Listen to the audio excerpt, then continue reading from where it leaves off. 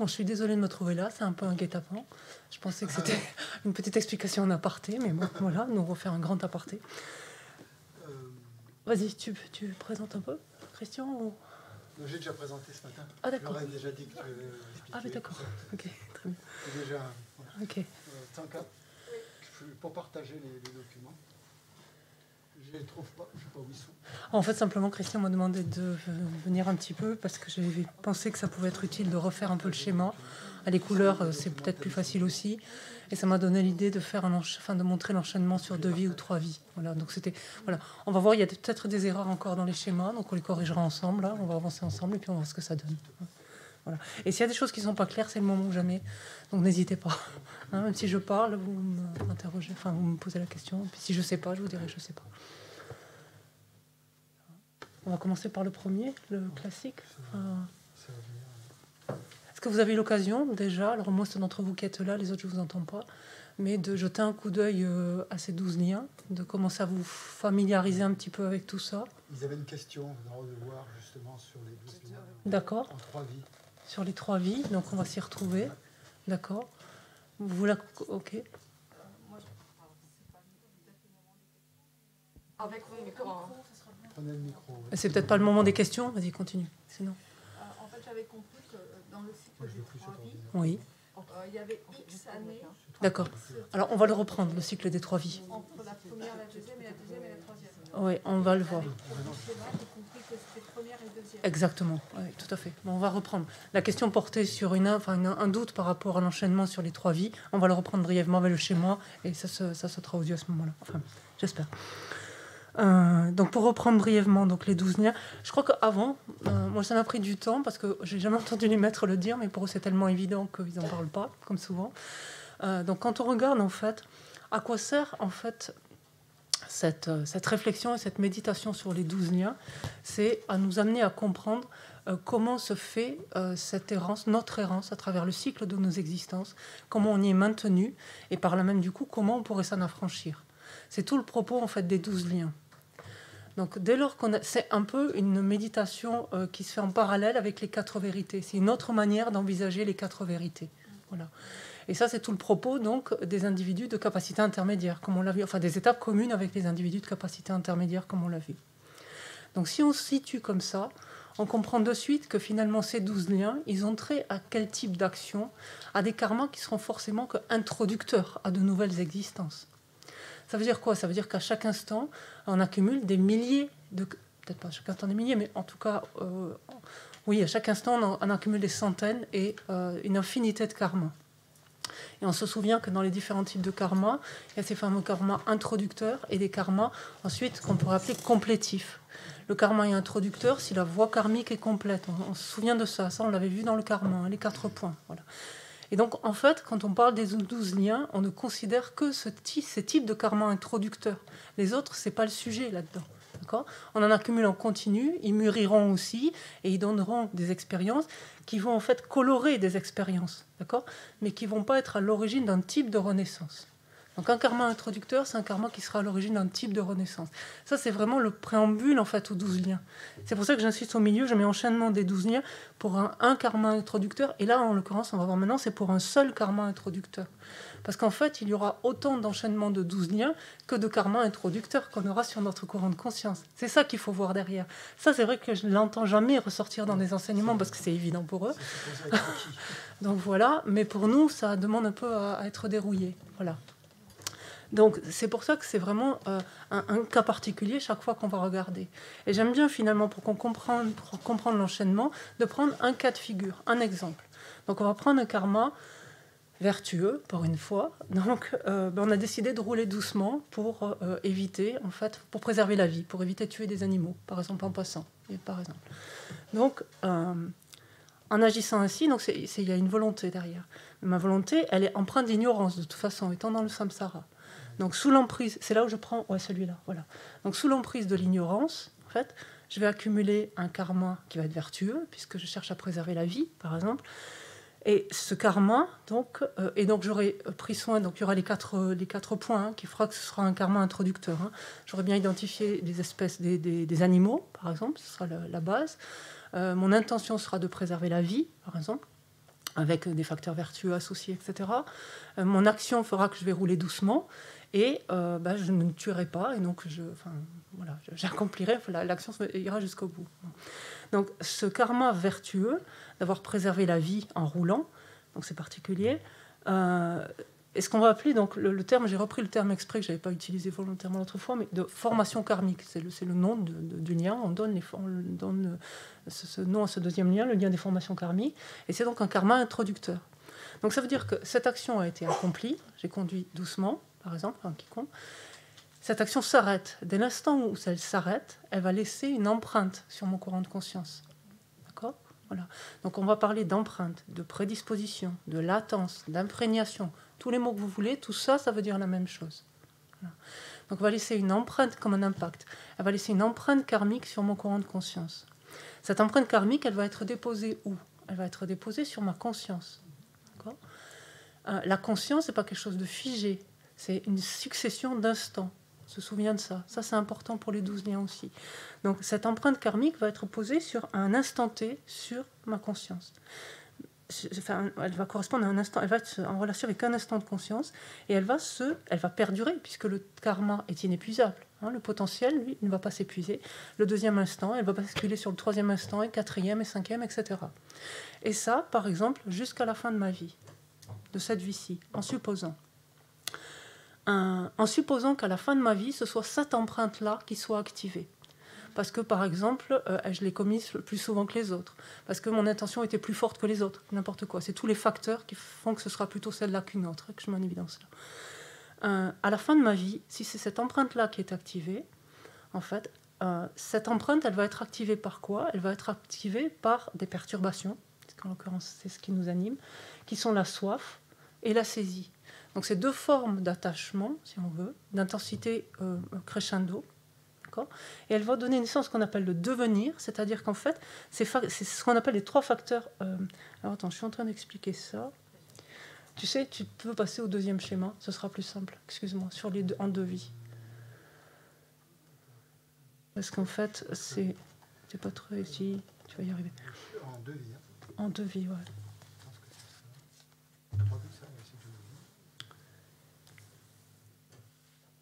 Ouais, ça c'est en deux vies.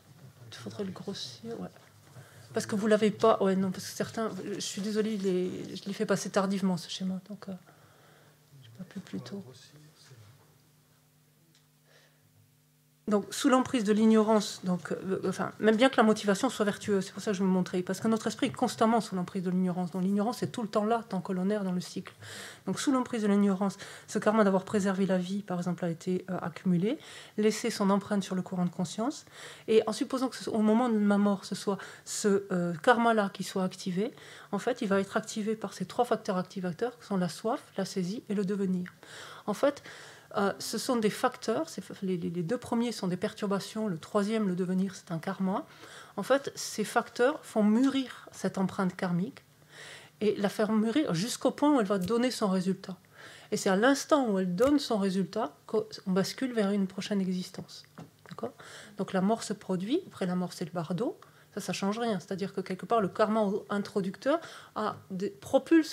oriente déjà le bardo. C'est-à-dire, et donc on va prendre l'état, par exemple, en supposant, là, une renaissance humaine, puisqu'on a préservé la vie, c'est l'éthique, c'est la base, par exemple, d'une renaissance humaine, supposons cela. Donc, dans le bardo, on va prendre une apparence humaine. D'accord ? Les instants de conscience continuent, c'est ce qu'il faut voir toujours. Ce karma, donc, cette empreinte karmique a complètement mûri et va basculer vers la prochaine existence. À l'instant où cette empreinte karmique a complètement mûri et projetée vers la prochaine existence, c'est ce qu'on va appeler la conception. La conception, ce qui revient ici à activer le lien, je suis désolée, je reste dans ma tête, à activer le lien de la naissance, c'est-à-dire le 11e lien. On a dit que ce lien de la naissance correspond à la conception. Ce lien de la naissance qui correspond à la conception, le deuxième aspect de la conscience, qui est la conscience résultante finalement, d'accord ? Puisque au moment où on a conduit doucement, par exemple pour préserver la vie, et cette empreinte s'est déposée sur ce qu'on va appeler la conscience causale, du moment causal, du moment où l'empreinte se dépose, tout simplement. Et il y a une succession d'instants de conscience, et ensuite il y a le moment où cette empreinte est pleinement mûrie et donne son résultat, et ça c'est le moment de la conscience résultante, tout simplement. C'est purement conceptuel tout ça, d'accord ? Mais ça, la conception, donc, c'est-à-dire le lien de la naissance, le moment de la conscience résultante, ce troisième lien, et le moment du nom et la forme, c'est-à-dire finalement le fait que tout simplement mon courant de conscience entre dans les deux cellules sexuelles de mes futurs parents, tout simplement, ce qui correspond aussi à la conception, c'est-à-dire l'acquisition du nom et de la forme, c'est-à-dire des 5 futurs agrégats, ces 3 liens sont concomitants. D'accord ? Voilà. Il peut y avoir des toutes petites variations d'interprétation. C'est-à-dire quelquefois qu'il y a, on pourrait dire, un dixième de, je sais même pas de seconde ou de milliardième de seconde entre, par exemple, la conscience résultante et le nom et la forme. Mais voilà, on peut tout à fait légitimement dire que les 3 sont concomitants. En fait, c'est 3 manières de regarder le même événement, si vous voulez. Hein.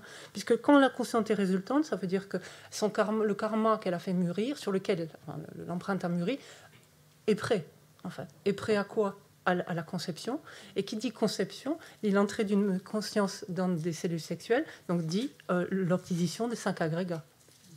D'accord ? Que ce soit voilà. Donc nom et forme, encore une fois, c'est le nom donné aux 5 agrégats. Hein ? Je vous passe les détails. Enfin, si vous avez des questions après, on peut y revenir, mais voilà. Donc voilà. Et ensuite, donc, cet embryon va se développer, c'est-à-dire que les 5 agrégats sont là, mais comme nous dans l'embryogenèse, l'embryon va se développer, ses facultés sensorielles et mentales vont se développer, et dès lors que ces consciences vont pouvoir passer à travers des facultés sensorielles et mentales qui sont opérationnelles, on va pouvoir avoir le contact et la sensation et la saisie, et etc. D'accord ? Ça, c'est l'aspect. Et l'autre aspect est que, consécutivement à la naissance, au lien de la naissance qui correspond à la conception, donc qui correspond à l'instant T1 de la vie, finalement, tout le T2 jusqu'à la mort, c'est le lien du vieillissement et de la mort. D'accord ? Voilà. C'est pourquoi, en fait, j'ai fait le carré jaune, enfin, c'est pas un carré, le rectangle rose très long de la vieillesse et de la mort, qui est parallèlement au nom, la forme, au développement de la forme, des bases de connaissances, du contact et des sensations. D'accord ? Bon, c'est essayer d'être dans du visuel et... Voilà. Et ça, c'est tout le long de la vie, en fait, et qui va jusque, ça pourrait descendre beaucoup plus bas, le lien du vieillissement et de la mort, jusqu'à la fin de la vie. D'accord ? Donc, sur 2 vies, on voit que on voit que toutes les causes, à la fois les causes introductrices en jaune et les causes établissantes en orange, qui vont stimuler les facteurs activateurs, se produisent durant la première vie. Et durant la deuxième vie, on a tous les résultats. Les résultats introduits en vert et les résultats établis en rose. D'accord ? Ça va à peu près ? Non ? On verra ça. Ça va trop vite. Est-ce que pour d'autres, ça va trop vite encore ou ça va un peu trop vite encore ? Oui, vas-y. J'ai une question. Essaye le micro, ouais, vas-y. Je vais reprendre. Je reprendrai. On parle d'instant, karma introducteur, un instant, qui est la résultante d'un instant T, un tout peu. Le karma introducteur, en fait, introduit donc une nouvelle vie. Oui. D'accord. Sauf que dans une vie, oui.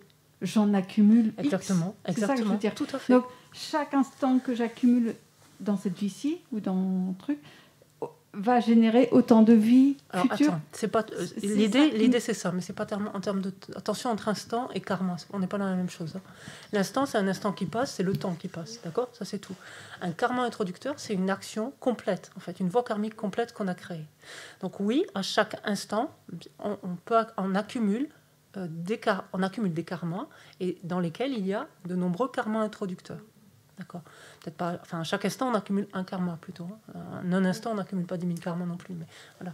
Mais tout ça fait que, oui, sur notre courant de conscience, on a des milliards de karmas introducteurs, d'accord, qui tous attendent en fait. Hein. Ils sont en pole position les uns après les autres pour passer à la fin de chaque existence, d'accord. Mais ils ne pourront passer qu'un à la fin de chaque existence, par exemple, d'accord.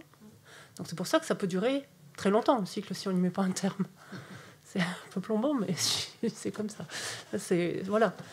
Donc, et c'est pour ça que cet enchaînement, il est à voir pour un seul karma introducteur. Et qu'on peut dire simultanément, on peut très bien imaginer des cas de figure où on va se trouver là, par exemple, sur un karma qu'on a créé dans cette vie et qui va nous propulser au terme de cette vie-ci. Mais on peut se trouver dans le cas de figure suivant, c'est-à-dire qu'il se passe en 3 vies, enfin il y en a un, où il y en a un autre qui se sera glissé, et ce sera un karma accumulé antérieurement, dans une vie antérieure, qui va mûrir maintenant, enfin au terme de notre vie-ci, et ainsi de suite. Mais d'où la puissance de ce terme, quand on dit le karma est inépuisable, on voit un peu ce qu'il y a là derrière. Hein, c'est pour ça que c'est important, enfin c'est intéressant ces 12 nids à regarder, parce qu'ils nous éclairent d'autres aspects, et nous aident à les comprendre un peu plus en profondeur. Donc, et donc, si on va brièvement sur les 3 vies, ce que vous verrez, la logique, tu le cherches, il n'est pas loin.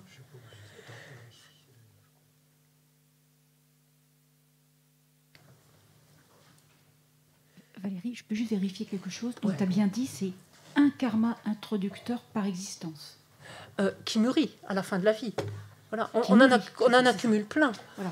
Mais il n'y a qu'un seul à la fin de la vie. Qui va mûrir. Qui mûrit, oui. Et qui introduit. Exactement, ça okay. Oui, tout à fait. Tout à fait. Alors la 3e vie, si on regarde faire brièvement, et puis on reviendra sur ce qui est nécessaire, parce que je n'ai pas du tout de notion de temps. Ça va okay. Si on regarde sur 3 vies, donc c'est Solange, c'est ça.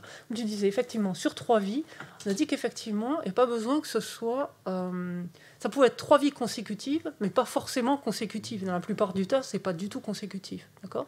Mais par contre, comme on va le voir, ce qui va être consécutif, c'est ce qui se passe entre la 2e et la 3e vie en question. Voilà. Qu'est-ce que ça dit clairement? Ça veut dire que cette action, par exemple, une autre action positive. Donnez-moi un exemple. Change pour nous tirer vers le haut.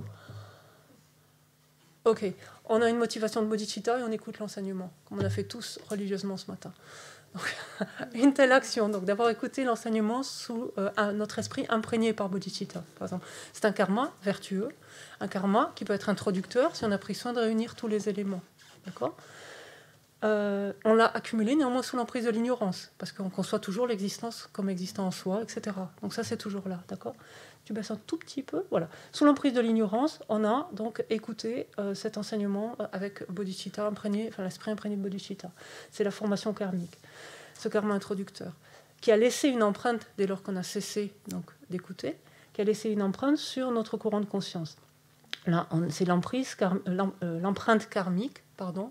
Donc cette vie, qui est déposée sur la conscience du moment causal, la conscience causale. D'accord ? Elle y est. Avec elle, il y en a plein d'autres. D'accord ? On arrive au terme de cette vie-ci. Il s'avère que ce ne sera pas cette empreinte-là qui va être activée, parce qu'il y a d'autres qui auront un potentiel plus fort, qui auront été plus fréquentes, etc. Par exemple. Cette empreinte va rester sur notre courant de conscience. On va mourir, on va accéder à une nouvelle existence. Puis peut-être encore à une autre, puis encore peut-être à une autre. Et c'est toujours pas celle-là qui va être activée, pour plein de raisons.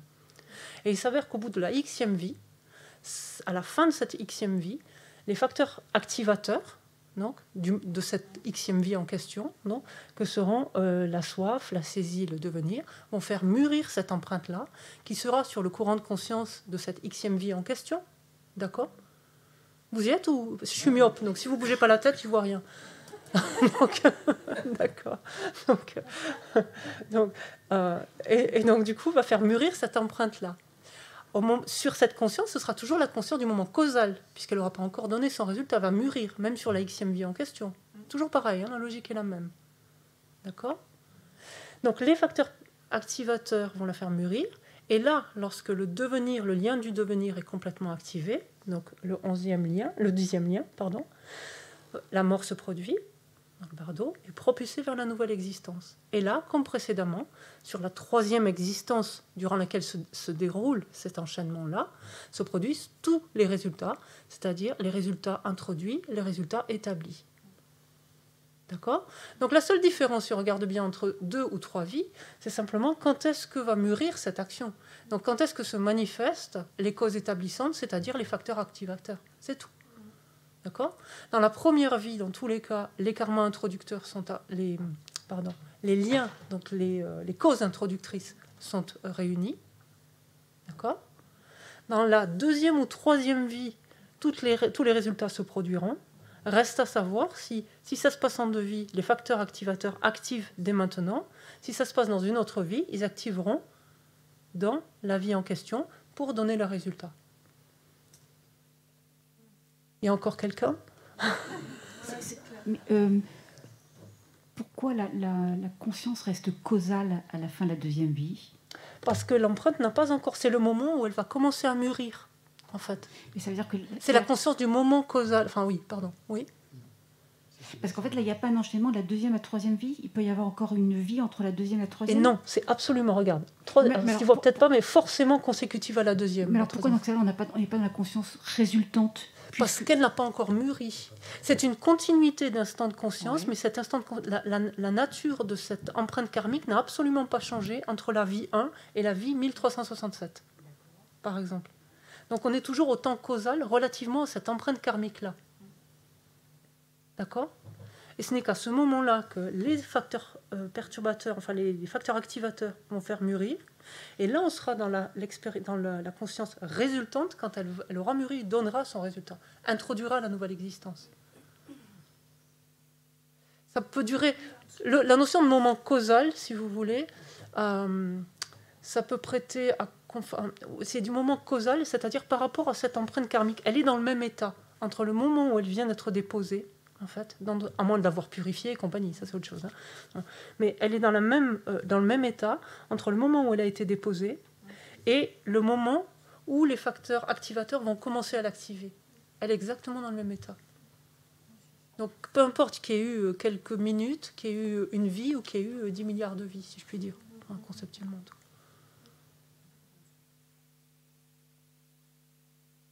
Oui, avec le micro-prendre. Ouais.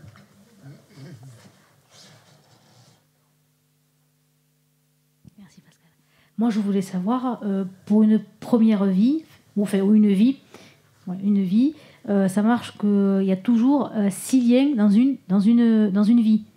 Et après, va se dérouler sous l'effet des 3 facteurs activateurs. Ça va nous propulser, plus avec le karma introducteur, ça va nous propulser dans une prochaine existence. Alors, je ne sais pas si je suis claire. Donc, première vie, une vie. Parce que première, j'aime pas le mot première. D'accord. Une vie. Des enchaînements semblables. Ouais.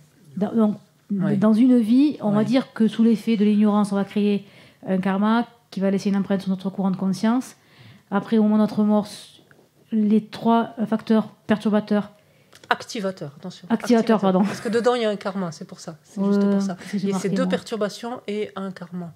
Les 3 facteurs activateurs. Il me semble que j'avais noté par les facteurs perturbateurs, soit saisie et devenir. Peut-être que j'ai fourché, c'est possible aussi. Peut-être que je me suis trompée moi aussi, Valérie. Donc activateur. Donc il faut bien les facteurs activateurs plus ce karma introducteur, enfin cette empreinte karmique pour nous propulser dans une prochaine existence. Oui. Voilà. Et ensuite, selon si activer ou pas cette empreinte karmique, mais on aura quand même toujours une propulsion dans une prochaine existence. Oui. D'accord ? Oui. Et est-ce que, voilà, ma question c'est est-ce que quand on aura cette prochaine existence, est-ce que là, on aura quand même des résultats établis ? Alors, pour que je vous donne raison à votre question, ouais, vous faites pas super. Je peux vous donner raison. Enfin, le principe peut vous donner raison si vous considérez 2 enchaînements de 12 liens en parallèle. Voilà. C'est pas pour simplifier, mais c'est votre question, donc je suis obligée de répondre comme ça. Si on s'en tient à l'enchaînement d'un seul karma introducteur, c'est pas forcément le cas. Qu'il y ait 6 et 6, comme vous dites. Si on se situe juste avec une même empreinte karmique, le déroulement des 12 liens, s'il se fait sur 2 vies, oui, on a les 6 causes dans un premier temps et les 6 résultats dans l'autre. D'accord ? Dans la deuxième vie. Si ça se produit sur 3 vies, non. Dans ce cas-là, on n'a que les 3 causes introductrices dans la première vie. Dans une autre vie, on aura les 3 facteurs activateurs. Et dans la troisième vie, ensuite consécutive à la seconde, on aura les 6 résultats, les 6 types de résultats. Les 6 liens résultants, exactement. D'accord ? Si par contre, on met en parallèle, ce qui est le cas dans nos vies, plusieurs cycles d'enchaînement des 12 liens, on va avoir ce karma introducteur d'avoir écouté l'enseignement imprégné par bodhicitta. Là. C'est pas lui qui va mûrir à la fin de notre vie, mais il y en a un qui va mûrir et qui va bien être activé par des facteurs activateurs, mais pas en lien avec ce karma-là. Ce sera une autre boucle de 12 liens qui sera en activité. D'accord ? Et du coup, le résultat va être quoi ? Pas d'avoir écouter l'enseignement sous l'effet à l'esprit imprégné de bodhicitta, puisque c'est pas ça qui aura été activé, mais le résultat sera ce qui aura été introduit par ces facteurs activateurs qui l'auront. Là, vous y êtes? Parce que sinon, je veux bien, mais vous voyez ce que je veux dire? C'est des choses en parallèle. Une superposition. Oui, il y a un continu de superpositions comme ça. Mais c'est pour ça qu'il faut garder une étanchéité, si je puis dire, dans la séquence. Sinon, on fait dire tout. Et après, juste une question, en termes de vie, il ne faut pas l'entendre comme une vie par rapport à une existence humaine. C'est pour ça que peut-être quand tu dis plusieurs vies, c'est pas en termes de durée d'existence humaine. Ah, mais c'est un être dans le samsara. Ça peut être en tant que mouche la fois d'après, en tant que dans les enfers, en tant que Dieu, en tant que, je sais pas, un animal ici, en tant que ce qu'on peut. Bien sûr. Bien sûr, bien sûr. Bien sûr. Et c'est pour ça, justement, qu'ils disent que quand on a été propulsé dans des états infortunés, c'est difficile d'avoir, en fait, des karmas intentionnels, en fait, puissamment vertueux, finalement, pour pouvoir aller activer des choses vertueuses au moment de la mort. L'intérêt, il va être là, surtout. Déjà, on voit comment c'est difficile en tant qu'être humain, forcément, d'activer quelque chose de très positif au moment de la mort, c'est pas forcément évident. Sur la base de notre support d'existence, on peut imaginer que ce soit encore moins facile. Je pensais à autre chose en me disant ça. Ouais, allez-y. Pour les fameux moments activateurs. Là. Facteurs activateurs. Facteurs activateurs. Est-ce qu'on peut dire, parce que tu le présentais comme si ça se passait avant le bardo. Oui. Moi, il me semblait que ça constituait le bardo. Non, du tout. Non, parce que justement, pourquoi on dit que quand on est au chevet de quelqu'un qui est sur le point de mourir, en fait, les états d'esprit qui sont les siens au moment de la mort sont déterminants, c'est pour ça. C'est parce que des facteurs activateurs, il faut se figurer, ces facteurs activateurs, essentiellement, c'est quoi? C'est la soif. La soif de quoi? La soif, en fait, de renaître. La soif de ne pas être annihilé. La soif de perdre ses agrégats. Non. Donc, on s'accroche à quelque chose. Et c'est ça, le facteur activateur de base. Foncièrement, c'est ça. Voilà. Donc, ça va s'activer au moment de notre mort. Ça va se produire. Et ça va stimuler quoi, en fait? Le facteur le karma, l'empreinte karmique qui sera ou la plus puissante, ou la plus fréquente, la plus lourde, enfin, ces différents critères-là. Voilà. Donc ça se produit à la fin de notre existence, dans les derniers instants de notre existence. Et c'est ça qui va déclencher ensuite la mort. Je ne peux pas dire que ce soit ça qui déclenche la mort. Mais en tout cas, la mort, le processus de la mort s'achève là-dessus, en fait, et c'est ça qui déclenche l'existence dans le bardo et dans les vies à venir. Puisqu'on dit que l'être du bardo prend déjà l'aspect, en fait, en tout cas sa forme s'apparente à celle de sa future existence. Ça veut dire que ce karma introducteur, ça y est, il parle déjà. Il s'exprime déjà. Oui, mais là, on a parlé du lien de la soif, mais le lien de la saisie. Oui. Parce que le lien de la soif, d'accord, il désigne le type d'existence. Donc, il y a l'individu du bardo. Non, il ne désigne pas le type d'existence. Là, simplement, la soif, c'est des formes d'attachement. C'est un attachement, on pourrait dire, minime et un attachement majeur. Simplement, si on veut le dire avec d'autres termes. Voilà. Pour soif et saisie, c'est ça. J'expliquais ce qu'était la nature de cet attachement. C'est juste ça, quand je parlais de... Oui. Moi, le but de ma question est de peut-être d'enlever quelque chose que j'avais implanté pendant la découverte du bouddhisme. À un moment, on n'a pas pris corps encore. Et dans le bardo, justement, je croyais que la saisie, c'était cette presse qu'avait cet être de trouver un corps, parce qu'on n'a pas trouvé un corps encore. Non, ça c'est autre chose. Non, c'est pas... Dans l'état intermédiaire, en fait, comme je le comprends, tout ce que je vous raconte, c'est comme je le comprends, donc ça, c'est limite là. Mais dans l'état intermédiaire, le karma introducteur, on peut dire, commence quelque part à s'exprimer, en ce sens qu'il influe déjà dans la direction. C'est-à-dire que cet être du bardo, à l'instant même où il naît dans le bardo, il naît avec un corps complet qui s'apparente au corps de sa prochaine existence. Donc quelque part, il est préorienté, si je puis dire. Voilà.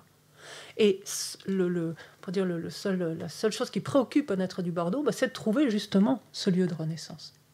Voilà. Donc en supposant que ce soit, on prenait en tant qu'être humain, par exemple, par rapport aux actions tout à l'heure, donc cet être du bardo va avoir une forme humaine donc, dans l'état intermédiaire et va chercher, en quelque sorte, la seule chose qui va, je ne sais même pas si on peut dire animer, mais le pousser, c'est un vent karmique, donc il va le pousser littéralement, c'est chercher en fait ses futurs parents. En fait. Voilà. C'est la seule chose. Donc, mais si au bout de 7 jours, il ne trouve pas, là il va passer par une nouvelle mort. Exactement. Et est-ce que dans cette nouvelle mort, il va être encore activé par un facteur et alors un ça, c'est en activateur. fonction voilà, de ce qu'il y avait en pole position. Je ne voulais pas rentrer là-dedans tout à l'heure, mais c'était ça, ouais, tout à fait. Ouais, tout à fait. Ouais. Oui. Est-ce que ça vous aide ou je vous en pèterai un peu plus? Parce que c'est... Ouais. D'accord. Okay. Je voudrais revenir au karma introducteur. Oui. Parce que dans une vie, on fait des bonnes choses, on en fait de moins bonnes. Oui. Et vous avez l'air de dire, ou j'ai compris ça, qu'il y avait une action principale qui a mené à revenir. Mais il n'y a pas un genre de, comment dire, de moyenne un peu qui peut se faire entre une action qui a été très, très mauvaise, mais à côté d'autres mieux. Est-ce que c'est les circonstances atténuantes, quoi, c'est ça? Oui, on négociait. Je ne sais pas comment l'expliquer. Oui. Non, parce que ça me paraît tellement catégorique qu'une action amène la future vie. C'est incroyable. Donc, non, mais je ne sais pas. En fait, ce que les textes décrivent, en fait, c'est que il y a cette différence entre ces karmas. Vous faites bien la différence entre des karmas introducteurs et des karmas coopératifs. Comment on dit d'habitude coopératif. Non, c'est-à-dire le karma introducteur, c'est un karma qui est complet. La voie karmique est complète. Ça veut dire que quand on a fait quelque chose, on a bien identifié ce en relation avec quoi on allait le faire, pour le dire simplement, à la base. Au niveau de la pensée, tous les états d'esprit sont là, c'est-à-dire à la fois l'intention, à la fois les perturbations, en fait, en l'occurrence, la motivation, la manière dont on mène l'action, en fait, donc, est faite, c'est un karma très intentionnel. En fait, voilà, et menée correctement, en fait, la manière dont l'action est menée, elle est faite correctement. Et il y a la conclusion, ce qui veut dire, par exemple, l'exemple, par exemple, quand on dit prendre la vie ôter la vie à quelqu'un, c'est mourir avant la personne elle-même. Là, le karma serait complet en matière de conclusion. Ou alors là, si on a préservé la vie, comme tout à l'heure, on reste en vie, on pourrait dire, l'être, nous survit, on pourrait dire, voilà, quelque part, à cet instant-là. On constate que l'être n'est pas mort, voilà, l'être auquel on a préservé la vie, par exemple. D'accord ? Donc là, dans ce cas-là, on a affaire à une action complète. Une même action, on peut la faire, elle peut constituer... Comment je peux dire ça ? On peut faire une action de façon très intentionnelle, avec tous ces facteurs-là réunis. Comment on peut faire une action qui en apparence est semblable, mais la tête en l'air, si je puis dire, de façon non intentionnelle. En apparence, on aura la même action qui sera menée, mais on aura affaire à deux types de karma complètement différents. Un karma introducteur qui va avoir beaucoup plus d'impact, on le comprend. Quand on fait quelque chose intentionnellement, à dessein, bien réfléchi, etc., forcément, ça a un impact beaucoup plus important que si on fait ça de façon anodine. Donc on parle des premiers types, là, dans ces 12 liens. On parle de ces premiers types de karma uniquement, pas les autres. Et ces karmas-là, ça c'est en fait, c'est le principe. Alors là, je suis désolée d'apparaître catégorique, mais il semble que le karma, même s'il soit très complexe, par contre, ça c'est indiscutable, est très subtil, mais il semble que il y a aussi des dimensions qui soient assez implacables, finalement, on peut dire. C'est-à-dire qu'on se souvient très bien des caractéristiques du karma, qu'un karma est certain. C'est-à-dire si le karma introducteur est de nature vertueuse, ce à quoi il préside, c'est quelque chose d'heureux, de favorable. S'il l'est moins, ça le sera moins. On se souvient également que le karma est quelque chose qui, de par sa nature, ne cesse de s'amplifier, de se développer. C'est-à-dire que cette action anodine aujourd'hui, selon ce qu'on en fait ou n'en fait pas, va cesser en fait de se développer. Et donc l'impact sur notre conscience va cesser de grandir, ne va cesser de grandir. Ce qui va faire qu'à la fin d'une existence, et a fortiori à la fin de milliards d'existences, peut-être, il va avoir un effet beaucoup plus important sur la conscience, par exemple. Qu'est-ce qu'il y a d'autre et le fait qu'il soit inépuisable. Et là, c'est très intéressant quand on voit les 12 liens. Donc, qu'est-ce qui se passe au moment de la mort? On dit que c'est les karmas les plus... alors, je n'ai pas l'ordre, je ne les ai pas amenés, bien sûr. Je vous ai envoyé, je vous ai fait un extrait en fait d'un excellent commentaire que Khenso Rinpoche avait fait donc sur la vie supérieure. Et donc j'ai juste extrait la partie en l'occurrence avec les 12 liens. Et il utilise une des citations, je me souviens dedans, je pourrais le retrouver. J'espère que j'ai allé jusqu'au bout. Pardon? Tu veux le lui passer? Attendez. Mais j'ai plus l'ordre, mais c'est la lourdeur d'un karma. Tiens, parmi les actions... Ce qui conçoit comme étant réelles les choses, produites à partir de causes et de conditions, a été indiqué par l'instructeur comme étant ignorance. C'est pas ça, je vous arrête de suite. Non, regardez, vous êtes à la page 4, si vous allez là-dedans, et c'est ce qu'a indiqué le Bouddha. Parmi les actions qui donnent naissance à l'existence cyclique, il y a celles qui sont lourdes, celles qui sont proches, celles auxquelles nous sommes habitués et celles que nous avons commises antérieurement. Les premières mûrissent avant les suivantes. Voilà. Donc ça, concrètement, c'est l'ordre dans lequel ces karmas introducteurs vont se développer en nous, tout simplement. Voilà. Et cela, donc, à la faveur, justement, des états d'esprit, en fait, qui seront présents en nous au plus proche moment de la mort. En fait, voilà, et qui favoriseront du coup le mûrissement de karma lourds vertueux ou non vertueux, donc selon la nature de nos états d'esprit. Voilà. Je ne sais pas si ça vous permet de nuancer un peu. Merci beaucoup. Merci. C'est plus proche de moi. Les karmas non introducteurs, on peut associer la notion de cause et de condition pour qu'ils se réalisent. Donc, si le karma n'est pas introducteur, s'il n'est pas complet, à un moment donné, quand il va mûrir, c'est en fonction de causes et de conditions qu'il va pouvoir éclore en quelque sorte et se réaliser. Ouais. C'est la différence, je pense, entre le karma introducteur et le karma... non, c'est pas ça. Et ce qu'on vient de dire, est-ce que c'est pas en dépendance de causes et de conditions aussi? Tout ce qui régit le karma. Oui. Le karma, c'est la loi de cause à effet. Donc c'est vraiment la réunion de causes et de conditions. Mais alors, dans une vie, un karma qui survient, enfin, une action, on subit une maladie, par exemple, parce que dans une autre vie, on a fait du mal à quelqu'un, etc. On subit une maladie. Est-ce que ça, c'est pas un karma qui arrive dans le moment d'une renaissance? C'est un karma qui arrive dans le courant d'une vie. Voilà. Et quelle est la différence là? Alors c'est là où je ne comprends pas très bien la subtilité. Parce que je comprends bien ces karmas introducteurs. Bah, après tu me diras, c'est peut-être pas les 12 liens, mais c'est pas au moment d'une renaissance que ces karmas arrivent. Ces karmas mûrissent au moment où les causes et conditions sont là et qui font que... Voilà. Et quelle est la subtilité par rapport aux 12 liens? Ok. C'est pour ça qu'il faut vraiment les 12 liens, c'est la notion de karma introducteur au moment de l'introduction. On se souvient quand on avait vu la causalité, un karma peut mûrir, va donner 3 types de résultats. Des résultats à pleine maturité, des résultats en concordance avec la cause et des résultats environnementaux, qui conditions de l'environnement. Voilà. Tous les karmas vont donner ça. Mais notamment les karmas introducteurs. Parce que les karmas introducteurs à pleine maturité vont donner un type d'existence. Point. Une fois que ça s'est fait, le potentiel de ces karmas n'est pas épuisé. Ils vont continuer à se manifester sous forme de conditions d'expérience ou d'action en concordance avec la cause et conditionnant l'environnement des existences à venir. Donc ils ne seront plus en mesure de propulser vers une nouvelle existence puisqu'ils l'auront déjà fait.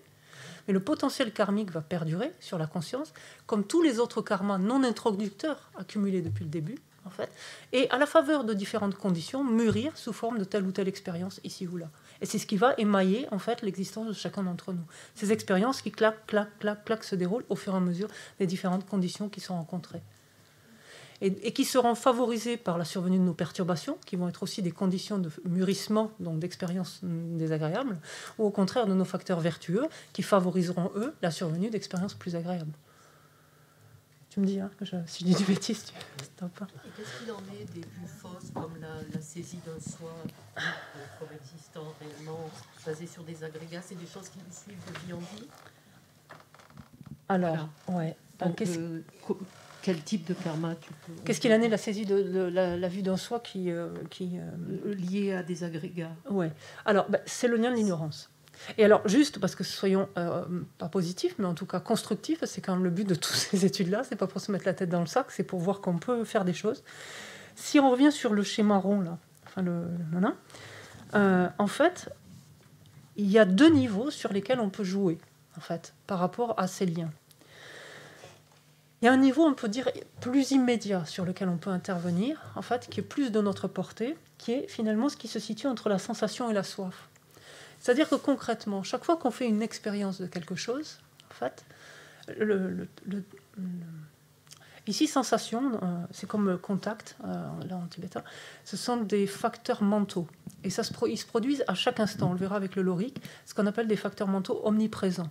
Donc ils accompagnent chaque instant de conscience.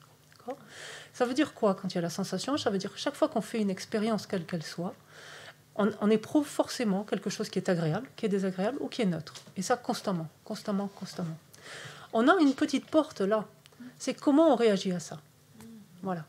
Et là, on peut quelque part entamer un peu ce lien entre la sensation, cette flèche entre la sensation et la soif. Parce que comment on va réagir à ça? On fait cette expérience, elle est agréable, c'est bien. Maintenant, j'en fais quoi? Je réagis comment à ça? Et c'est là, est-ce que j'alimente cette soif? Est-ce que je la nourris? Ou au contraire, je cherche à la diminuer? Au contraire, je fais une expérience très désagréable. Je peux avoir la même soif d'être débarrassé de cette expérience. C'est pareil. Comment je réagis à ça? Donc là, on a une porte, déjà, qui ne mettra pas un terme définitivement, mais qui va commencer un peu à émousser l'histoire. Voilà. Et la porte définitive, quelle est-elle? C'est l'ignorance, pour venir à votre question. Non, c'est la vue. Alors là, on ne peut pas détailler, c'est pas le sujet. Mais l'ignorance, alors Geshe-la a quand même un petit peu parlé lorsqu'on a parlé des perturbations principales. L'ignorance, si on la prend pour les écoles donc, comme les Madhyamika Prasangika, les conséquentialistes, donc, les philosophes dont la vue finalement de la réalité est la plus fine, cette ignorance est considérée comme étant la saisie du soi personnel, entendant par là donc cette vue de l'ensemble destructible, la notion de ma propre identité et de ce qui est mien. En fait, c'est ça. Comment je conçois ça? Voilà. Et ça, c'est, pour les Prasangika, la racine du samsara. C'est ma façon de me percevoir et de percevoir ce qui est mien comme étant ainsi altéré, qui, en fait, met un filtre sur ma perception du monde et m'amène là-dedans. En fait, voilà. Voilà. Donc ça nous suit, c'est là depuis des temps sans commencement, mais ça peut avoir une fin. C'est la raison de nos présences ici, etc. D'accord? Et c'est l'intérêt, par exemple, de ces 12 liens. On dit qu'ils sont en parallèle avec les 4 vérités. En fait, ils peuvent être médités dans les 2 sens. Alors, je vous le dis parce que vous le trouverez, etc. On parle de l'ordre... alors, on parle de l'enchaînement des 12 liens, en fait... on peut dire, selon l'aspect des perturbations, ou l'enchaînement des 12 liens sous l'aspect purifié. Alors, ça veut dire quoi? Ça veut dire, soit d'un côté, c'est regarder les 12 liens et voir de quelle manière est-ce qu'ils nous maintiennent dans le cycle des existences, en fait. Et là, avec ça, on verra la vérité de l'origine et la vérité de la souffrance. Et de l'autre côté, lorsqu'on regarde les 12 liens donc, selon leur aspect purifié, c'est envisager les 2 autres vérités, la vérité du chemin et de la cessation, à savoir finalement comment voir ces 12 liens pour se sortir, en fait, pour arriver à la libération. D'accord? Voilà.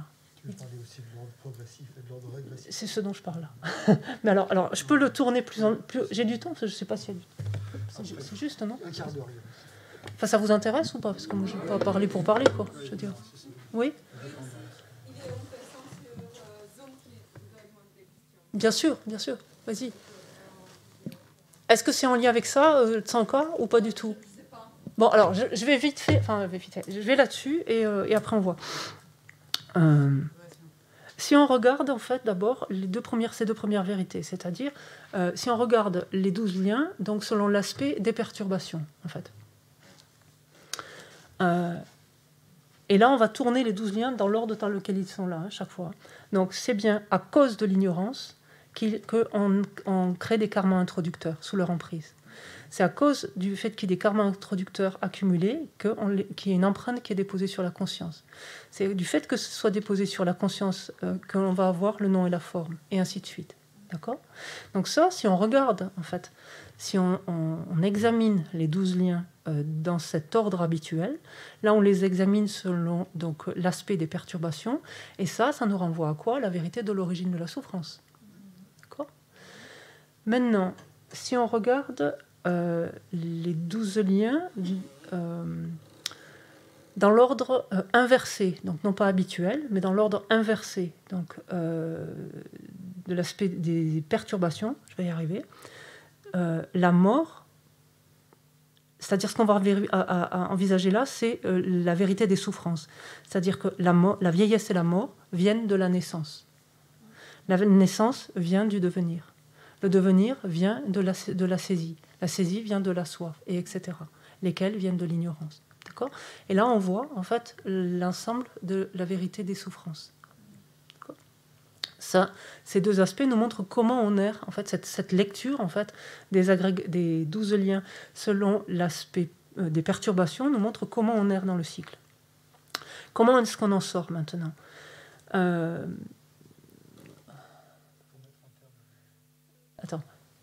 Si on regarde d'abord la vérité du chemin qui mène à la cessation de la souffrance, c'est-à-dire si on regarde ces 12 liens, donc selon l'ordre habituel, toujours pareil, donc de l'aspect purifié, donc non, j'ai un trou. Attends, j'ai le début. Si je me manque le début, je suis fichu. De l'ignorance. C'est ça. Si l'on met un terme, c'est ça. Si on met un terme à l'ignorance, si on met un terme à l'ignorance, les formations karmiques ne se produisent pas. Donc c'est ça. Si on arrive de manière active, c'est la vérité du chemin. Si on met un terme à l'ignorance, les karmas introducteurs ne sont pas accumulés. Si on n'accumule pas de karmas introducteurs, il n'y a pas d'empreintes qui sont déposées, et etc. D'accord ? Et inversement, si on regarde donc, si on lit en fait ces 12 liens, selon l'aspect purifié, mais dans leur ordre inversé, en fait, on a, grâce à la cessation de la naissance, grâce à la cessation de la naissance, la vieillesse et la mort ne se produisent pas. Grâce à la cessation du devenir, la naissance ne se produit pas, et etc. Grâce à la cessation de la saisie, le devenir ne se produit pas. Et là, en fait, on met en évidence la vérité des cessations. Donc c'est intéressant de voir comment ces deux présentations, des 12 liens et des 4 vérités qui en apparence ne sautent pas forcément aux yeux, parlent de la même chose, mais de manière un petit peu différente, mais les éclairent différemment, mais parlent exactement de la même chose. Et ça, c'est vraiment la pratique de base, finalement, d'un individu de capacité intermédiaire, enfin, des voies communes avec les individus de capacité intermédiaire. Et qui aide aussi, excuse-moi, à mettre aussi, je trouve, davantage l'accent, peut-être, sur tous les aspects de la souffrance, et qui ne se limite pas simplement à considérer les souffrances de la souffrance. C'est pour ça que j'ai pris des karmas vertueux, par exemple. Parce que les karmas vertueux, on n'a pas une souffrance de la souffrance d'un karma vertueux. Voilà. Mais on fait une expérience de souffrance du changement et une souffrance omniprésente, continuellement. Et le fait d'être doté de ce nom de la forme, c'est-à-dire de ces 5 agrégats, c'est la manifestation même de la souffrance omniprésente. Et c'est ce dont parle vraiment le Bouddha quand il nous parle du samsara, en fait, du cycle, et ce dont vraiment nous affranchir. Et l'intérêt, donc aussi, c'est que ces 12 liens peuvent nous aider à renforcer non seulement notre renoncement, mais éventuellement aussi notre compassion. Parce que ce qui s'applique à moi, quand je le médite comme ça, et que je trouve comme effectivement aliénant, en fait, et ce dont j'ai envie de me libérer, enfin, je comprends que c'est la condition de tous les êtres, que partage chaque être. Donc mieux je vais comprendre ça en relation avec moi-même, mieux je vais le comprendre vis-à-vis des autres, et plus ma compassion aura une capacité de se développer. J'avais une dernière question, peut-être, je sais pas. Oui, c'est de comprendre ce qu'est empreinte et graine. Okay. S'il y a une différence, qu'est-ce que c'est ? Alors, okay, c'était la question, c'est vrai, j'ai oublié. Alors, il semble qu'il y ait des problèmes d'agriculture dans le coin. Ou d'empreinte carbone, ou ce que vous voulez. Bon. Alors, là, on parlait des karmas. Donc, avec les karmas, c'est simple, ce ne sont que des empreintes. On laisse une empreinte. On accumule un karma. Et en fait, le karma laisse un impact sur l'esprit, une trace. Donc, ça, c'est une empreinte karmique. Point barre, c'est de côté. D'accord ? C'est avec les perturbations, justement, c'est pour ça que ça se complique. Non, c'est avec les perturbations qu'on va parler de graines et d'empreintes. Une graine de perturbation, qu'est-ce que c'est ? En fait, c'est un potentiel qui se trouve sur le courant de conscience de tous les êtres, quels qu'ils soient, toutes classes confondues, depuis la nuit des temps. En l'occurrence, par exemple, l'ignorance dont on parlait tout à l'heure. C'est un grain. C'est-à-dire ça, c'est un potentiel qui est sur le courant de conscience et qui, en fait, c'est une cause consubstantielle en fait, de perturbation. C'est-à-dire c'est comme une graine. Un grain de riz va donner du riz, c'est tout, il ne va pas donner autre chose. Voilà. Mais il va donner du riz à la condition que cette graine soit elle-même, que mûrisse, rencontre des conditions qui lui permettent de se développer. Donc la graine de la perturbation, on les a en nous. Pour le moment, on peut pas jouer avec ça. Et on se souvient que quand on a regardé les causes de survenue des perturbations, il y en a 6, et parmi elles, il y en a une, c'est la présence de ces graines de perturbation. Voilà. Après, on avait vu le fait de rencontrer l'objet, et ensuite, la troisième importante, ce sont ces fameuses attentions inappropriées, ces fameuses exagérations, en fait, qu'on plaque sur un objet, et qui le rendent très beau, ou très laid, ou etc. Dès que ces 3 facteurs sont réunis, c'est fini. Et c'est là où on peut jouer sur la sensation. Parce qu'en relation avec ce qu'on ressent, on n'est pas obligé d'en rajouter autant sur un objet. Même si notre graine de perturbation est là, et même si je rencontre l'objet, je ne suis pas obligé de faire un film là-dessus. Non. Je ne traduis pas, donc je peux parler libre. Voilà. Donc ça pour les graines. Maintenant, une fois que une graine de perturbation a mûri, par exemple, parce que j'ai rencontré l'objet, je me suis fait le film, et donc mon aversion s'est élevée, ma colère s'est élevée. Elle s'est élevée, elle va laisser sur mon esprit un impact. Et là, ce sera une empreinte de perturbation. D'accord ? Voilà. Ça, c'est valable pour les perturbations et en particulier pour l'ignorance. D'accord ? Donc, la graine de l'ignorance, c'est une chose. Les empreintes de l'ignorance, c'est autre chose. La graine de l'ignorance, en fait, fait que tant que je vais la voir, je vais continuer à croire à cette existence réelle. Les empreintes de l'ignorance font que les choses vont continuer à m'apparaître comme existant de manière réelle. C'est pas pareil. Pourquoi ? Parce qu'un aria, quelqu'un qui a réalisé directement la vacuité, va s'être débarrassé, lui, des graines des perturbations, pas des empreintes, des graines. Donc ça veut dire qu'à ce moment-là, il ne concevra plus les choses comme existant réellement, mais elles continueront de lui apparaître réellement encore, parce qu'il aura encore ces empreintes de perturbation dessus. D'accord ? Donc, on a vu, tout ce qui est karmique, c'est des empreintes, ça, hein, et au niveau des perturbations, c'est les graines de perturbation qui sont constamment là et qui seront éradiquées par une seule chose, c'est la réalisation directe de la vacuité. D'accord ? Et c'est intéressant parce que du coup, une fois que ces graines ont été éliminées, quand bien même les empreintes de perturbation sont là, une fois que la graine elle n'y est plus, elle est stérilisée, on a beau faire ce qu'on veut, il y a beau avoir l'empreinte, ça nous amène, on ne peut plus générer la perturbation. D'accord ? Donc, je crois que j'ai vu passer une question, on ne peut plus générer de karma introducteur à de nouvelles existences, puisqu'on s'est affranchi des perturbations. On continue à accumuler plein de karma, mais pas introducteur à de nouvelles existences. On n'est plus contraint de reprendre naissance dans le cycle. J'espère pas avoir dit trop de bêtises aujourd'hui. Ça va ? Ça répond à la question que je t'ai envoyée. Un peu ? Oui, c'est pour ça que j'ai fait le... Ça va ? Dites-moi si je complique ou pas. Oui, attends. Et Capucine qui... Mais les graines de perturbation ne viennent pas des empreintes karmiques ? Non. Non. Alors comment elles apparaissent ? Justement, c'est un peu la poule et l'œuf, là. C'est que les graines des perturbations sont là depuis des temps sans commencement. C'est-à-dire, c'est un peu comme la jeunesse, c'est-à-dire c'est que notre ignorance, nos graines de perturbation sont sur notre continuum mental depuis des temps sans commencement. La nature de notre esprit est claire et lumineuse, c'est un fait. Ouais. Mais il est temporairement opacifié, en fait, masqué par ces graines de perturbation, qui sont là depuis des temps sans commencement. Mais qui ne sont pas notre nature, donc comment... Qui sont en nombre et en force différentes. Alors je pense qu'en nombre... D'un être humain à un autre. Vénérable Tony demandait si elles sont en nombre et en force, en intensité différente d'un individu à un autre. Ce que je tendrais à croire, c'est qu'on a tous, puisqu'on décrit, on verra avec le Lorig, on est assez riche, on va voir, on a tous toutes les graines de perturbation. Et aussi de facteurs vertueux. Parce qu'attention, pour ne pas aller que dans un sens. Là, on parle des perturbations, mais c'est vrai, on a tous aussi des graines de foi, des graines de compassion, des graines de tout ça. On a tout ça aussi. Pareil. Donc, l'inventaire, on l'a tous. Après, selon en fait l'entraînement de chacun, mais on va être plus ou moins doué en colère ou en foi ou en aversion ou en tout ce qu'on veut. Oui, je penserais spontanément, je dirais ça. Donc une fois qu'on a réalisé la vacuité, par contre, il n'y a plus de graines de perturbation. Une fois qu'on a réalisé directement, alors là je m'excuse, mais je suis pas tatillon pour rien, c'est parce qu'après on va voir, et plus on va avancer, et plus vous allez voir que ça va être compliqué si on n'est pas précis. Une fois qu'on a réalisé, directement la vacuité, on a brûlé, en fait, ces graines de perturbation. Et là, il n'y a plus de graines de perturbation.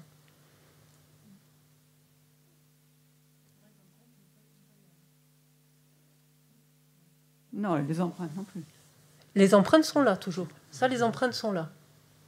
C'est-à-dire, notre colère s'est développée. Elle a laissé une empreinte sur notre esprit qui va favoriser le surgissement le surgissement d'un nouvel instant de colère. Parce que c'est ça qui nous entretient là-dedans aussi. On a parlé des 6 causes, et dans les causes, il y a la cause de l'habitude. Et l'habitude, c'est cette empreinte de perturbation, mais on l'a laissée en place, vas-y, elle est à l'aise, elle s'y remet, elle s'y remet, elle s'y remet. Là. Et donc, ça aussi, c'est pour ça que tous les efforts qu'on fait pour les contrecarrer, on casse un peu cette force de l'habitude.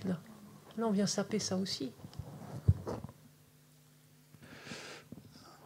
Ouais, est-ce que tu penses que est-ce qu'on peut dire qu'au niveau de capacité intermédiaire, on élimine les graines des perturbations, et au niveau supérieur, de la motivation supérieure, on élimine les empreintes des perturbations? On peut tout à fait dire ça, puisque si on regarde en fait le chemin d'un bodhisattva, en fait, dès l'instant où un bodhisattva réalise directement la vacuité, il accède à la première terre de bodhisattva, c'est concomitant. Là, il se défait donc des voiles, des perturbations, donc, enfin, qui en particulier, mais c'est-à-dire des graines des perturbations. Et c'est à partir de la 8e terre, donc de la 8e à la 10e terre, qu'il se défait des empreintes de perturbations, les fameux voiles à l'omniscience, enfin la connaissance. Là. Donc on doit pouvoir dire ça, oui. Sur la voie intermédiaire, donc capacité intermédiaire, on n'élimine pas, on ne peut pas éliminer les empreintes. On ne peut les éliminer que quand on développe bodhicitta. Les empreintes de perturbation. De perturbation, oui, tout à fait. Oui. Que quand on développe bodhicitta. Alors oui, alors ça on rentrerait dans une rhétorique après des écoles philosophiques, mais oui. Parce que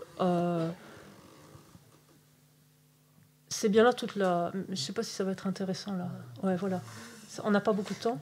Parce que ouais, je veux pas vous... Enfin, l'idée c'est d'éclaircir, c'est pas de vous en coller plus. Donc on y reviendra autant qu'il faudra, mais tranquillement.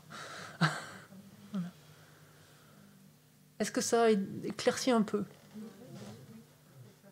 Et si vous avez des questions, allez-y là. Parce que c'est...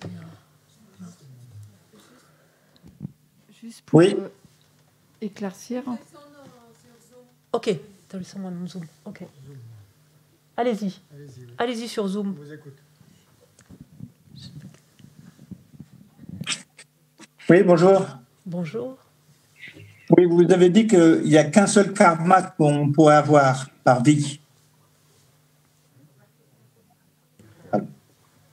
Un seul karma.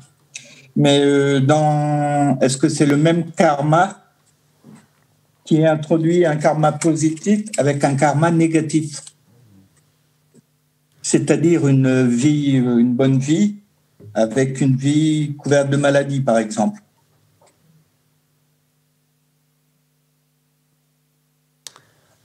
En fait, ce qu'il me semble que j'ai dit, c'est que... c'est le même karma?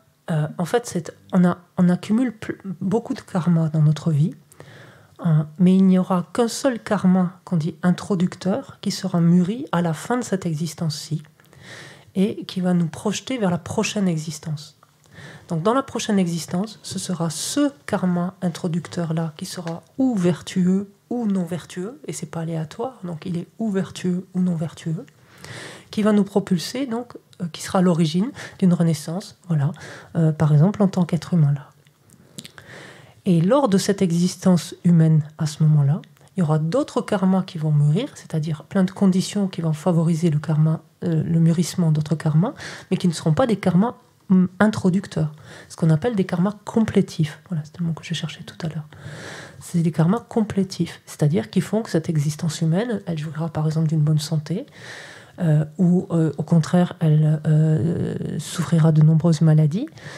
Et ça, par exemple, ce sera des résidus de karma antérieurs ou des karmas antérieurs qui n'auront pas été introducteurs antérieurement, donc des karmas complétifs, et qui mûriront donc sous la forme de résultats qui conditionnent notre environnement d'expérience, en fait.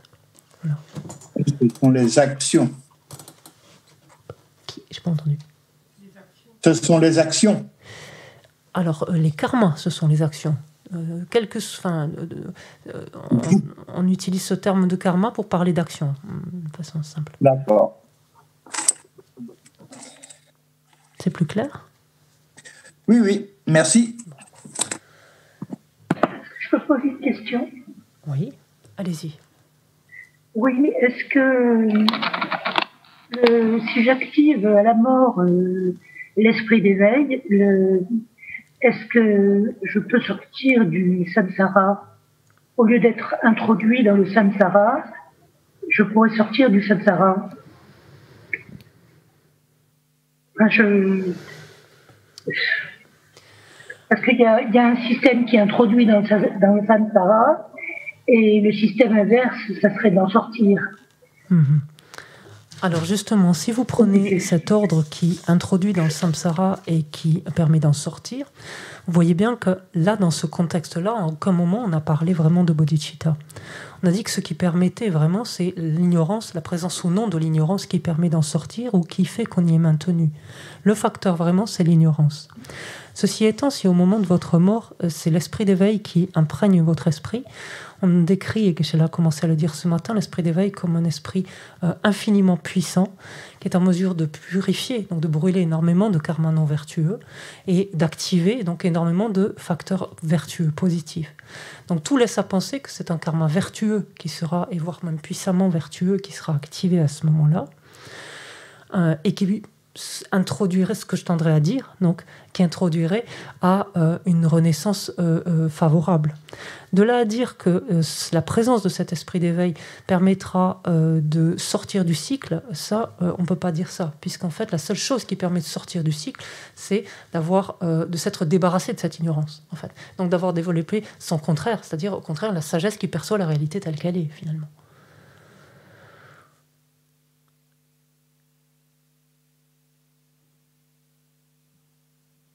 Avec plaisir. Merci beaucoup. Avec plaisir.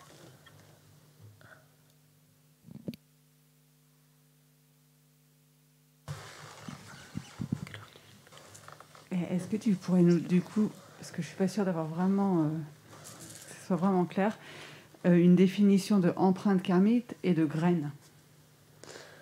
Alors, des définitions, on n'en a pas trouvé, parce qu'on a regardé un petit peu. Le terme qui revient pour les deux, c'est potentiel, des potentialités ou des potentiels, en fait.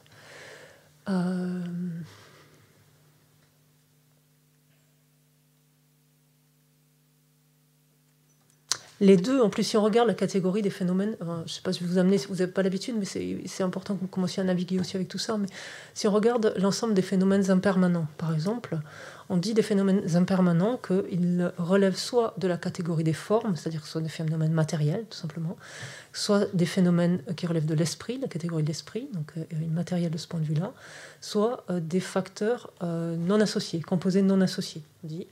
Donc je préfère rendre par ni exclusivement relevant de la forme, ni exclusivement relevant de l'esprit. De ces trois catégories, on dit que les graines, tout comme les empreintes, relèvent de cette troisième catégorie, qui ne relève ni exclusivement de la forme, ni exclusivement de l'esprit. En fait. Donc de ce point de vue-là, on ne peut pas vraiment les départager. On en dit des deux qu'il s'agit de potentiels, donc, qui sont présents sur l'esprit. Et donc la différence va intervenir au niveau des graines, en ce sens que les graines, ce sont des causes consubstantielles en fait des perturbations. C'est-à-dire ce sont des potentiels qui ne peuvent donner naissance, on pourrait dire,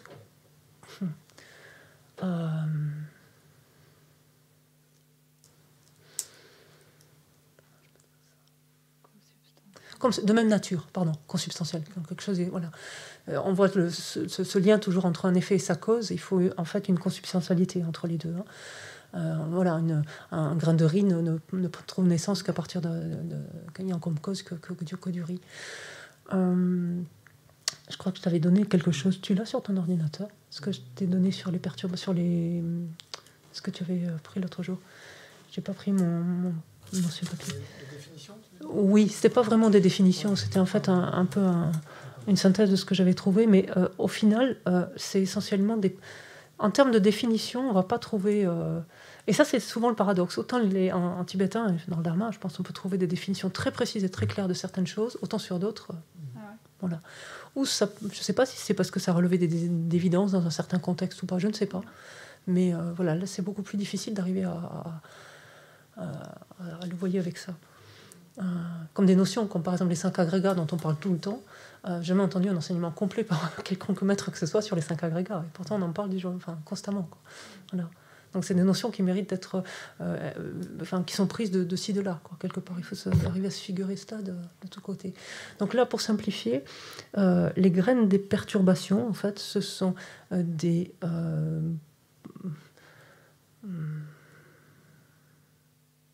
facteurs, oui, des facteurs composés non associés, qui sont de même nature que les perturbations auxquelles ils vont donner naissance. C'est ce qu'on peut donner comme perturbation. Et quelle serait la différence en fait avec les empreintes karmiques, si on tourne comme ça la question? Ah, ça n'a rien à voir. Alors ça, par contre, ça, entre les deux. Ça, c'est simple, puisque là, un grain de perturbation, une empreinte de perturbation, c'est lié à une perturbation. Ouais. C'est-à-dire, une empreinte karmique, c'est lié à une action qu'on a menée, et que l'on a menée sous l'emprise d'une perturbation. Mais ça n'a rien à voir. Alors, on peut le voir autrement, mais ça, c'est... Une empreinte karmique, c'est on agit, et le fait d'avoir agi va laisser une empreinte sur nous. Mais on peut très bien agir sans colère, sans attachement, sans jalousie, sans orgueil, mais néanmoins, on aura de l'ignorance quand même. Mais voilà. Mais c'est sous l'emprise de l'ignorance que l'on va agir. Donc sous l'emprise de l'ignorance, j'ai la graine de l'ignorance, l'ignorance se manifeste et elle laisse une empreinte d'ignorance à mon esprit. Voilà. Mais à la limite, je pourrais dire, je peux ne rien faire. Là, je peux rester 30 secondes sous l'emprise de l'ignorance et ne rien faire. J'ai aucune empreinte karmique qui est accumulée à ce moment-là. Sous l'empreinte de l'ignorance, je peux parler, en l'occurrence comme là. Peut parler, et là, on aura une empreinte karmique qui va être déposée. Donc c'est vraiment, je ne sais pas si je peux dire autrement, mais c'est vraiment des choses, de ce point de vue-là, très différentes, là.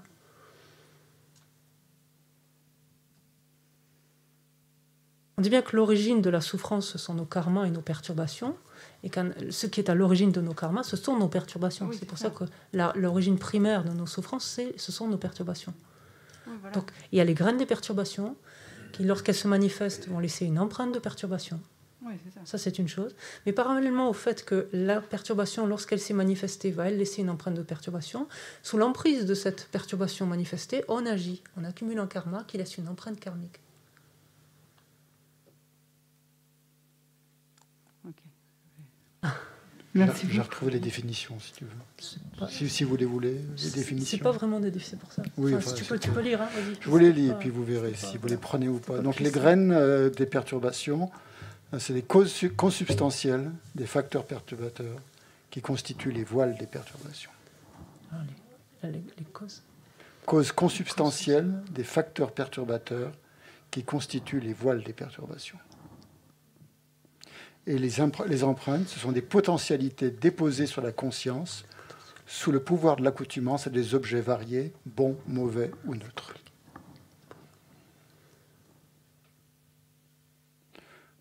Et qui constituent les voiles à l'omniscience. Et qui constituent les voiles à l'omniscience, ouais, oui. Pour être complet. Ouais.